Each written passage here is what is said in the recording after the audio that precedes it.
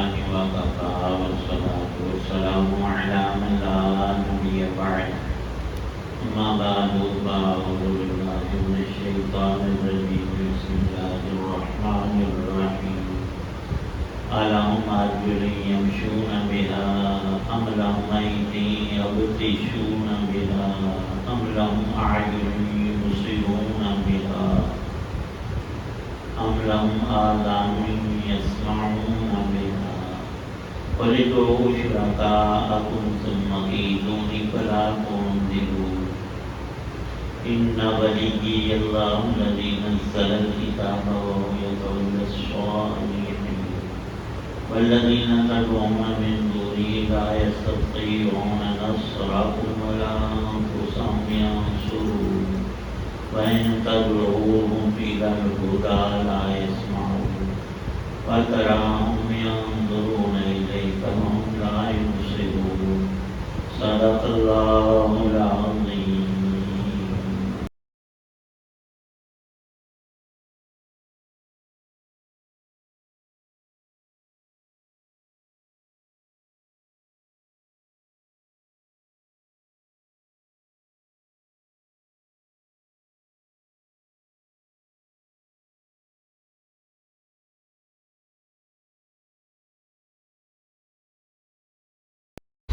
بھلا کیا ان لوگوں کے پاس پاؤں ہیں جن سے وہ چلیں،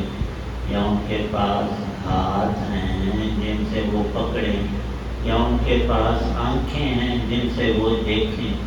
یا ان کے پاس کان ہیں جن سے وہ سنیں؟ ان سے کہہ دو کہ تم ان سب دیوتاؤں کو بلا لاؤ جنہیں تم نے اللہ کا شریک بنا رکھا ہے، پھر میرے خلاف کوئی سازش کرو اور مجھے ذرا بھی مہلت نہ دو۔ میرا رکھوالا تو اللہ ہے جس نے کتاب نازل کی ہے اور وہ نیک لوگوں کی رکھوالی کرتا ہے، اور تم اس کو چھوڑ کر جن کو پکارتے ہو وہ نہ تمہاری مدد کر سکتے ہیں نہ اپنی مدد کرتے ہیں، اور اگر تم انہیں صحیح راستے کی طرف بلاؤ تو وہ سنیں گے بھی نہیں۔ وہ تمہیں نظر تو اس طرح آتے ہیں جیسے تمہیں دیکھ رہے ہوں، لیکن حقیقت میں انہیں کچھ سجھائی نہیں دیتا۔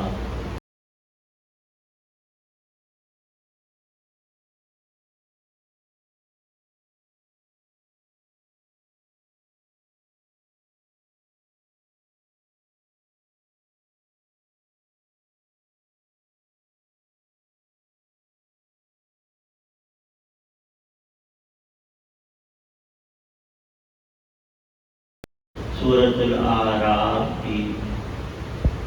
آیات 195 تا 98 ہیں۔ ان 4 آیات مبارکہ میں اسی مضمون کی تکمیل فرمائی ہے جو توحید کے سلسلے میں پہلے گزرا۔ ساری کائنات اور تمام مخلوقات کا رب ایک اللہ ہے۔ سب کچھ اس نے پیدا کیا تو وہ خود مالک حقیقی ہوا، اور پیدا کر کے اس نے فری نہیں کر دیا، اس کے کنٹرول قبضہ قدرت کے نیچے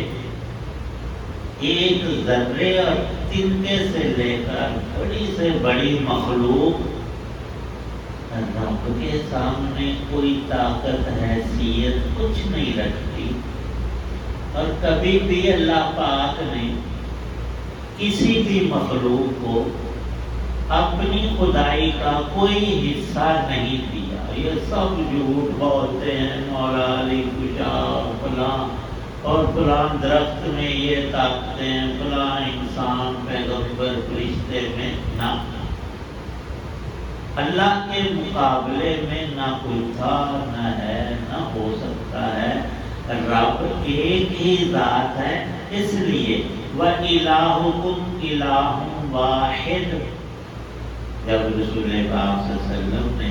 مکہ مکرمہ میں ان بتوں کے پجاریوں کو یہ بات کہی تو ان کے لیے بڑا ناگوار ہوا، اور اس آیت میں اتنی وضاحت فرما دی کہ وہ کہتے تھے کہ اے محمد صلی اللہ علیہ وسلم، تم ہمارے ان بتوں کو کچھ نہیں سمجھتے، ان میں ہیں بڑی طاقتیں، تو نعوذ باللہ یہ آپ کا بہت نقصان کر دیں گے، آپ ان کے بارے کوئی بات ہرگز نہ کریں، ورنہ یہ ناراض ہو گئے تو پھر آپ کو چھوڑیں گے نہیں۔ تو اس کا جواب اللہ پاک نے خود عطا فرمایا کہ یہ بیچاری مورتیاں یا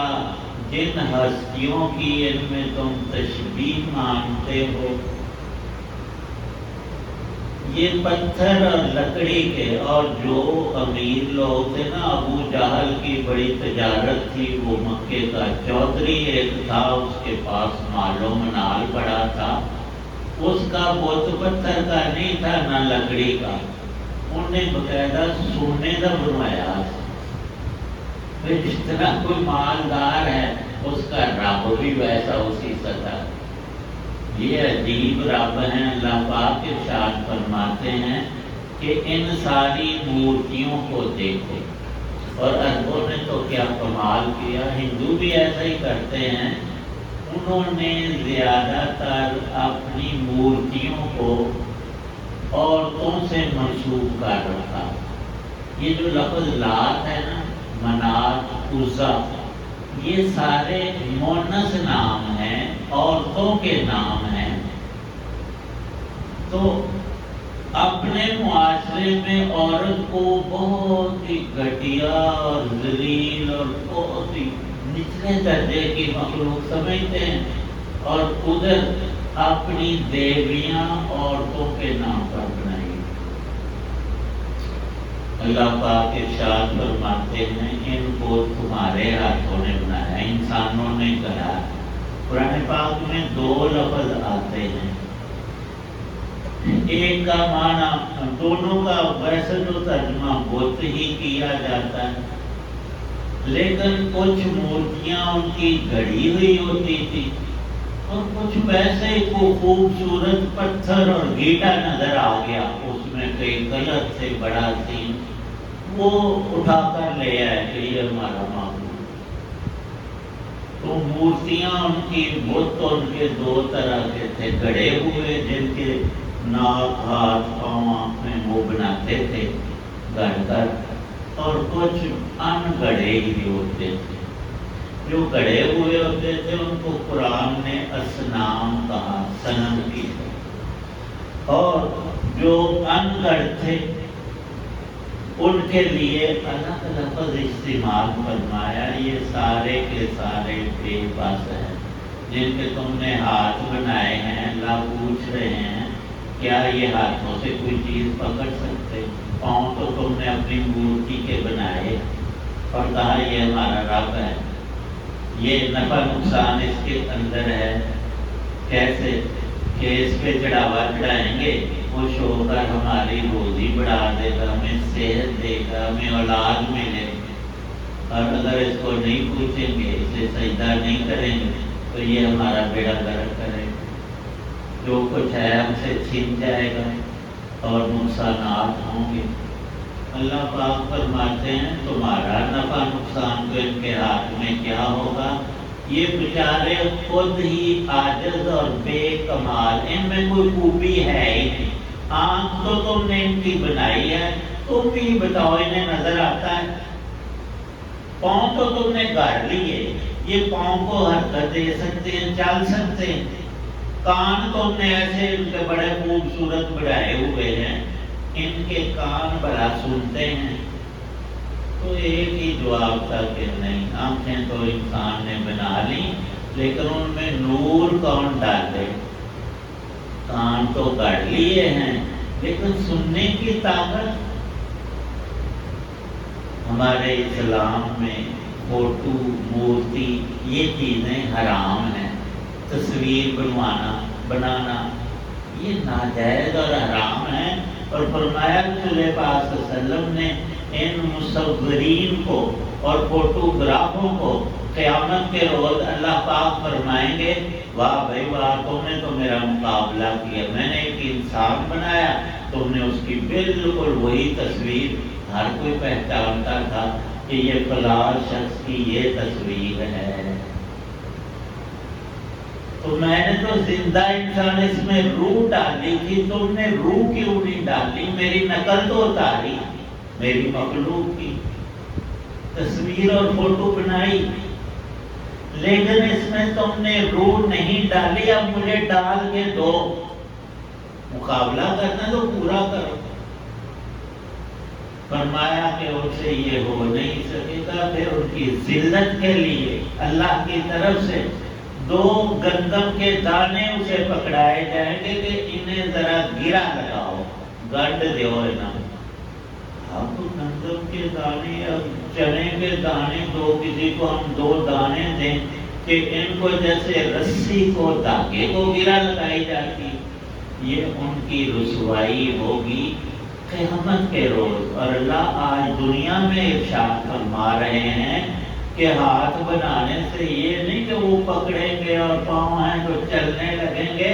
تم گلا پھاڑ کے ان سے کہو اور دعا ان سے کرو اور ان کو بلاؤ۔ ان بیچاروں میں نہ سننے کی طاقت ہے، یہ بہرے ہیں، نہ یہ دیکھتے ہیں، آنکھیں تو نظر ان کی آ رہی لیکن اندھے ہیں، اندھے بالکل نپٹ اندھے، یہ نہیں کہ تھوڑا بہت نظر آ جائے کبھی آگے نہ۔ تو ایسوں کو رب کہنا جو انسان کے بھی برابر ہیں، انسان کی تو حقیقت اللہ نے ہمیں اعضاء بھی دیے ہیں اور اعضاء کے کمالات بھی بخشے ہیں۔ اللہ پاک نے ہمیں 2 آنکھیں دی ہیں، دونوں دیکھتی ہیں، اور وہاں یہ سسٹم ہی نہیں۔ تو مشرکین اتنے بے وقوف کہ اللہ کے سچے پیغمبر کو اپنی مورتیوں سے ڈرا لیں۔ قرآن نے کوئی کہانیاں ذکر نہیں کی، وہی ساری تاریخ الٹ پھیر کر کے مختلف انداز سے دنیا میں موجود ہے، آج بھی ہے۔ ہمارے اندر ایسے ایسے جاہل موجود ہیں اجڑ قسم کے کہ وہ بالکل وہی باتیں مشرکین مکہ والی کرتے۔ ہمارا یہاں گاؤں ہے قریب ہی، تو جو ہمارا قبرستان ہے آبائی کافی بڑا، اس کے پاس ایک بڑ کا درخت بوڑ کا بہت پھیلا ہوا بڑا، اس کے بارے میں جہالان ہیں پورے پنڈ میں نہیں، کئی پنڈا کہ جو اس درخت کا پتا توڑے گا نا اس کی ٹانگ ٹوٹے گی۔ تو ایک مجاہد اٹھا، بابا تھا 60 سال، انہیں آگے آج میں ٹانگ توڑانی کواڑا لایا گیا، پھر کو پورا ٹان وڈ کے رسی باندھ کے درو کے پنڈ لے آیا، اور اس نے اعلان کیا کہ میں دیکھتا ہوں کہ یہ درخت یا اس پہ جو باپے رہتے ہیں یا جنات ہیں یا مخلوقات ہیں، تم نے یہ بالکل جھوٹ بات گھڑ رکھی ہے کہ اس درخت کا پتا توڑنے سے ٹانگ ٹوٹ جاتی ہے۔ میں تو پورا ٹان ہی وڈ لیا گیا، میرا اس رخ نے جو کرنا تھا۔ وہ بیچارہ ابھی فوت ہوا ہے، 80 سال 85 سال کی عمر میں، ٹانگ اور پاؤں کو گجا لنگڑا لولا ہونا، اس کو کوئی چوٹ بھی بیچارے کو نہیں لگی۔ یہ قرآن میں آیت ہے، یخوفونک بالذین من دونہ، یہ مشرک لوگ مسلمان شخص کو بھی ڈراتے ہیں، اللہ کے نبی کو وہ ابو جہل وغیرہ ڈرا رہے ہیں کہ ہمارے بتوں نے تمہیں چھوڑنا نہیں۔ اللہ فرماتے ہیں ان کو بتا دو کہ میرا رکھوالا اور حفاظت کرنے والا، میرا مددگار اور حمایتی وہ رب کائنات ہے، رب العالمین۔ اس نے میرے اوپر قرآن نازل کیا ہے اور میں اللہ کا نبی ہوں، سب انسانوں میں سب سے زیادہ نیک ترین وہ اللہ کے نبی اور رسول ہوتے ہیں، اور سب نیکوں کا سہارا رب پر ہوتا ہے۔ میں تو اللہ کا رسول ہوں، میں اس کی ذات پر توکل کیوں نہ کروں گا؟ اور کیا تمہارے ڈرانے دھمکیاں سنانے سے میں ان بتوں سے ڈر جاؤں گا؟ فتح مکہ ہوا، رسول پاک صلی اللہ علیہ وسلم کے ہاتھ میں چھڑی تھی جو انہوں نے خانہ کعبہ کی دیواروں کے ساتھ مورتیاں کھڑی کر رکھی تھی، ان کو رسول پاک صلی اللہ علیہ وسلم اپنی چھڑی کے ساتھ منہ کے بال نیچے گراتے اور قرآن کے لفظ دہراتے، جاء الحق وزہق الباطل ان الباطل کان زہوقا۔ حق ہمیشہ قائم رہتا ہے، اس کو کوئی ختم نہیں کر سکتا، اور باطل نے ایک دن باطل ہونا ہی ہے، غرق ہونا ہی ہے، اس نے ڈوبنا ہی ہے۔ قرآن پاک میں اس حماقت سے سب انسانوں کو بچانے کے لیے، اہل ایمان کا ایمان پختہ کرنے کے لیے، اور کفار اور مشرکین کی بے وقوفی انہیں سمجھانے کے طور پر یہ آیات اللہ نے نازل فرمائی ہیں۔ اللہ پاک ہمیں یقین محکم ایمان کامل نصیب فرمائے۔ آخر کا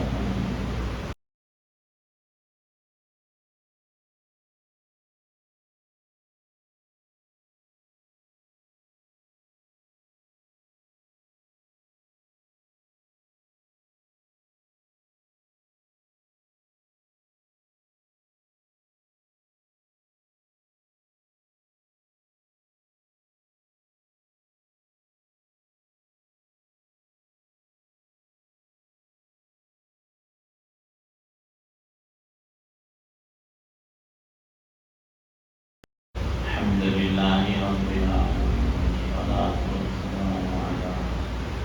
ربنا آتنا فی الدنیا حسنۃ وفی الآخرۃ حسنۃ وقنا عذاب۔ یا اللہ پاک سب بیماروں کو شفا عطا، پریشان حالوں کی پریشانیاں، جتنے حضرات دعا میں موجود ہیں سب کی نیک دعائیں قبول فرما۔ صلی اللہ تعالی علیہ محمد وعلی آلہ وصحبہ وآل بیتہ اجمعین۔